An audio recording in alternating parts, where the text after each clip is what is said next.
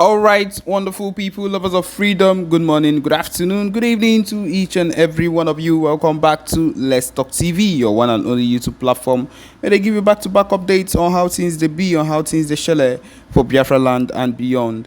If you're joining us for the first time, remember to subscribe and turn on your notifications too. Also, remember to like and share this broadcast as it is hot. All right, the latest one where we get for here: Nigeria military currently arresting Southeast residents, detains an outrageous number of Igbos in Niger State's Wawa barracks. Of course, my people, these people would be innocent Igbo people that have done absolutely nothing wrong, and of course the zoo army are arresting them just because they are Igbos. Yes, this is coming from Barrister Ejiofor and reporting live. Okay, this is what he says. Ejiofor has said that enforced disappearance in the southeast region of Nigeria has become a harrowing crisis that politicians in the region, especially those who are currently campaigning for elections in the coming year, have continued to willfully ignore. He has lamented that hundreds of Southeast elderly parents, young men and women are allegedly regularly taken by Nigerian security forces, disappearing without a trace, noting that the relatives of the victims could no longer determine their status, whereabouts, or whether they are still alive. Maybe this is an act of looking for how they would make sure that we are not able to be able to in fact get more soldiers or get more people that would support the cause of the Biafra freedom. I feel like this is what they are doing, and of course who people are doing this same thing: the zoo terrorists, the same people that we talk about, and you people think that it's a joke. Now someone else, Ejiofor, is making it known to you. He said, Ejiofor said in a recent publication, he said, I raised the alarm over the shocking number of our people being abducted daily by state actors under the guise of combating rising insecurity in the southeast. Hundreds of our elderly parents, brothers and sisters are regularly taken by Nigerian security forces, disappearing without a trace. Our concern deepens with the increasing number of distress calls we receive daily from the families of some of these victims of enforced disappearance. It is especially troubling that the relatives of these victims can no longer determine their status, whereabouts, or even whether they are still alive. The reason for their arrest remains unknown, further compounding the agony for their families. Unfortunately, this alarming trend has not been met with the deserving public outcry and condemnation, particularly from those who claim to represent us in high political offices. Instead, a fraction of these officials, seemingly absorbed by the privileges of their position, are preoccupied with preparation for the next upcoming election. Now that the Amnesty International has stepped into to corroborate our concerns about these secret abductions and forced disappearances, we call on our political leaders across all levels to denounce the state actors responsible for this crime against humanity and demand an end to these grave infractions. We have also suggested in our various discussions that security agents have the capacity to identify their targets and apprehend the actual threats, yet they continue to target ostensibly innocent and harmless citizens. My people, we know how far in their own side, I'm talking about with this same set of people in their own land, how insecurity is being fueled on their own end. But no, that is not what they are focused on. They are focused on the Igbos, the Biafrans that are finding a way to be united, to go for the cause which would actually affect their life positively. And that is why they've decided to do what they're doing at the moment. Yes. We have also suggested in our various discussions that security agents have the capacity to identify. Yes, according to him, these innocent individuals are then transported to unknown locations where they may be either killed or indefinitely detained without any trace. While our military barracks in Niger State, for instance, is currently holding an outrageous high number of innocent Igbos who have been detained indefinitely with no hope of freedom in sight.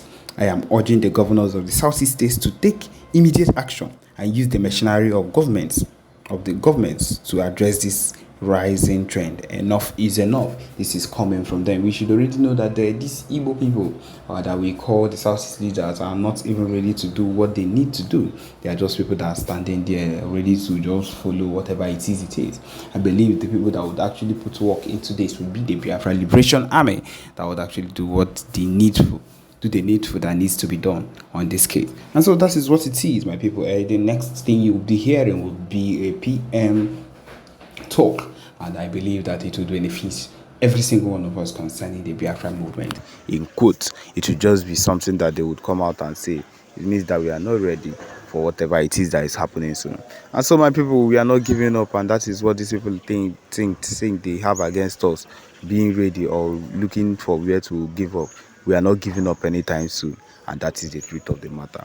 Okay, my people, we have another one in our front right now that we are getting. It says here that 45 has been feared dead. 45 headsmen has been feared dead recently in Benue community, and so it could be.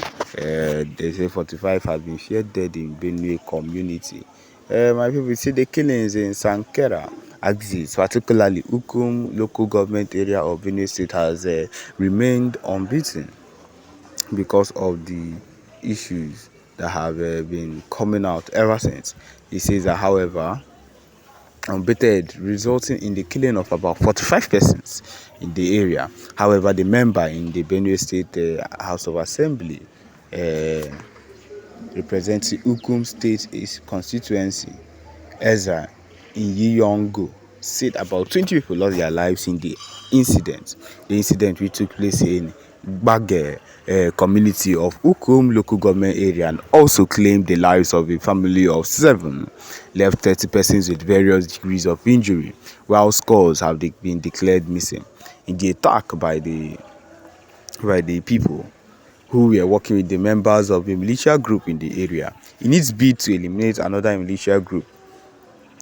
Daily Independent learned that most of those people that were killed were members of the 2 rival militia gangs. However, while we gathered that about 12 peasant farmers who were caught in the crossfire were among the dead, the people of Bagge and its environs have been displaced following the killings in the area. A top military brass in Operation OPWS, who would not want his name in print, confirmed the attack and the circumstances surrounding the incident.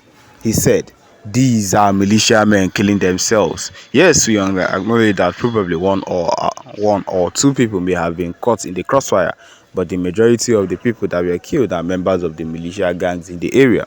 Currently, we are in Kwande and are trying to contain the situation in the area, and as you can see, calm has been restored to the area. We have been able to flush out the headsmen out of Kwande, and I can assure you normalcy will be restored soon. But be that as it may, our troops are in the area, Ukum, to ensure that the attack does not affect innocent people. Meanwhile, the State Commissioner of Police, Emmanuel Adeshina, said more police officers have been deployed to the area to contain the situation.